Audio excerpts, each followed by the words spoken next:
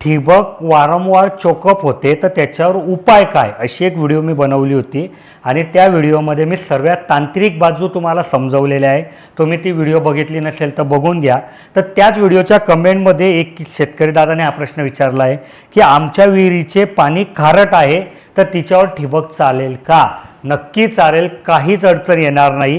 तुम्ही पाण्याचं प्रेशर व्यवस्थित मेंटेन करा, तिथे ॲसिड ट्रीटमेंट करा, अल्कलाईन ट्रीटमेंट करा आणि जर समजा खरंच तुमच्या पाण्यात जास्ती क्षार असतील तर तुम्ही थोडी हलकी ठिबक वापरा की जेणेकरून नळ्या चोकअप जरी झाल्या तर तुम्हाला फक्त नळ्या बदलवून परत नव्याने ठिबक करता येईल. पण आता जी परिस्थिती की मजूर भेटत नाही, लाईटचं काही खरं नाही, कमी जास्त लाईट असते, तर अशा परिस्थितीत बिना ठिबक तुम्ही कुठल्याही प्रकारची शेती आता करू शकत नाही. तर तुम्ही बिंदास वापरा. आम्ही जे काही वेळोवेळी तांत्रिक गोष्टी तुम्हाला समजवल्या आहे त्या तुम्ही लक्षात घ्या आणि मग त्याच्यावर तुम्ही ठिबक सिंचन चालवा.